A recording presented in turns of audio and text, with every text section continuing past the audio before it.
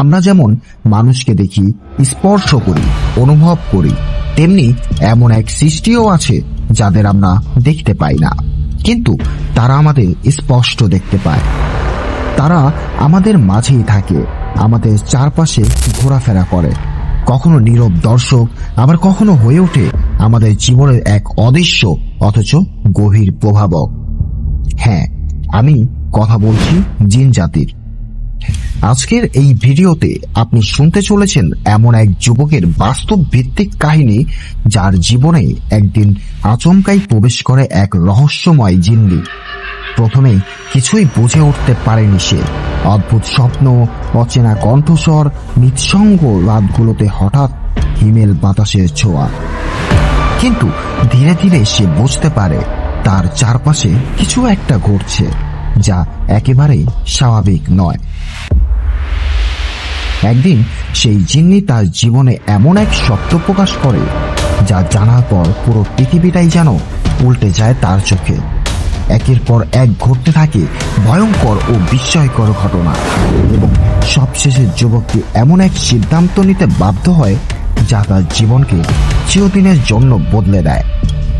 আপনি যদি সাহসী হন, যদি অদৃশ্য জগতের রহস্য জানতে আগ্রহী হন, তাহলে পুরো ভিডিওটি মনোযোগ দিয়ে শুরু থেকে শেষ পর্যন্ত দেখুন, কারণ আজ আপনি এমন কিছু জানবেন যা হয়তো আপনার বিশ্বাস, ধারণা আর দৃষ্টিভঙ্গি বদলে দিতে পারে। তো প্রিয় দর্শক, চলুন মূল ভিডিওটি শুরু করা যাক।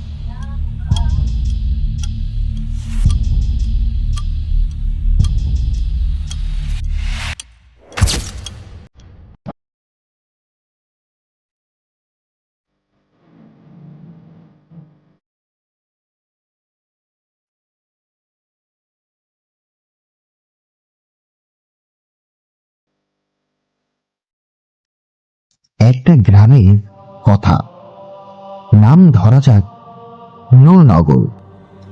গ্রামটা ছোট হলেও খুব পরিচিত ছিল তার এক পুরনো মসজিদের জন্য। মসজিদটির পাশেই ছিল এক জঙ্গল। বলা হতো রাত নামলেই ওই জঙ্গলে অদ্ভুত শব্দ শোনা যেত। এই গ্রামেরই ছেলে ছিল হাফিজ নাঈম। খুব ধার্মিক, 5 ওয়াক্ত নামাজি, মাদ্রাসায় পড়াশোনা করত। একদিন মাগরিবের নামাজ পড়ে নাঈম ওয়াজ শুনে বাড়ি ফিরছিল। হঠাৎ দেখতে পেল জঙ্গলের পাশে দাঁড়িয়ে একটা সাদা পোশাক পরা মেয়ে তাকে এক দৃষ্টিতে তাকিয়ে আছে। মেয়েটার চেহারা খুবই আলাদা, চোখ দুটো যেন আলোর মতো জ্বলছে। সেই রাতেই নাঈম ঘুমাতে গিয়ে ভয়াবহ এক স্বপ্ন দেখে। স্বপ্নে সে দেখে কেউ তাকে ডাকছে, নাঈম, আমার কথা শোনো, আমি তোমারই। পরদিন থেকেই তার ব্যবহার বদলে যেতে থাকে। হঠাৎ হঠাৎ কান্না, কারো দিকে তাকিয়ে ফ্যাল ফ্যাল করে থাকা, মাঝরাতে উঠে দাঁড়িয়ে থাকা, এমন নানা অস্বাভাবিক আচরণ শুরু হয়। তার বাবা মা প্রথমে ভয় পায়নি, ভেবেছিল মানসিক চাপ। কিন্তু এক রাতে তারা দেখে নাঈম ঘরের দরজা খুলে বাইরে যাচ্ছে আর ফিসফিস করে কিছু বলছে। আমি চলে আসলাম, তুমি বলেছিলে আসতে। নাঈমকে এক হাফেজ সাহেবের কাছে নিয়ে যাওয়া হয়। তিনি কুরআনের আয়াত পড়ে রুকাইয়া শুরু করেন। হঠাৎ নাঈমের মুখ বদলে যায়, তার কণ্ঠ ভিন্ন হয়ে যায়।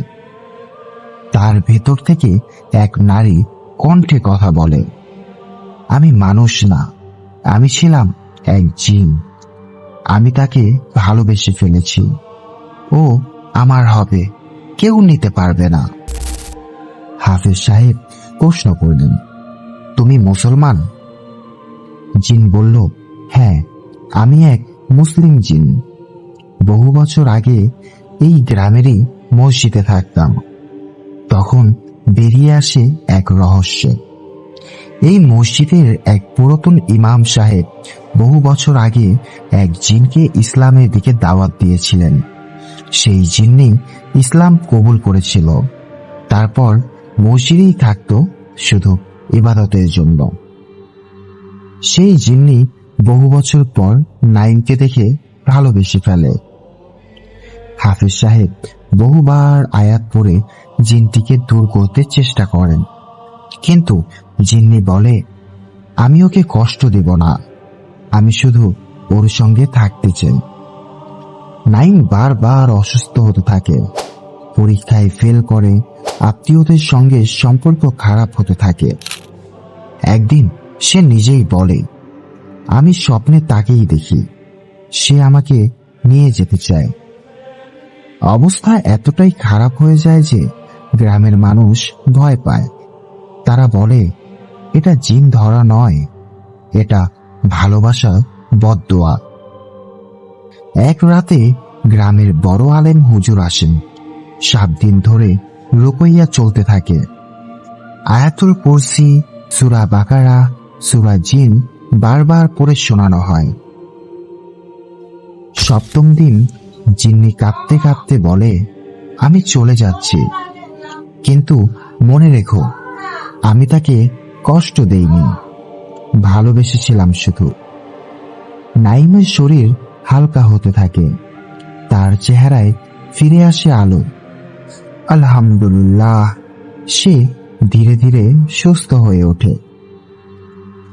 এই ঘটনার পর নাইম কুরআনের হাফেজ হওয়ার জন্য নতুন করে পড়াশোনা শুরু করে। সে জানে আল্লাহর ইবাদতই একমাত্র রক্ষা করে এবং অদৃশ্য শক্তি থেকে। প্রিয় দর্শক, আজকের কাহিনী আমাদের চোখে আঙুল দিয়ে দেখিয়ে দিল জিন আছে। তারা আমাদের ক্ষতি করতেও পারে, আবার ভালোবাসতেও পারে। তবে একমাত্র আল্লাহর রহমতেই আমরা রক্ষা পেতে পারি। তাই ইসলামের পথে থাকুন, সূরা পড়ুন, ইবাদতে মন দিন। ভিডিওটি ভালো লাগলে শেয়ার করুন, সাবস্ক্রাইব করুন। আজকের ভিডিও এই পর্যন্তই। আসসালামু আলাইকুম ওয়া রাহমাতুল্লাহ।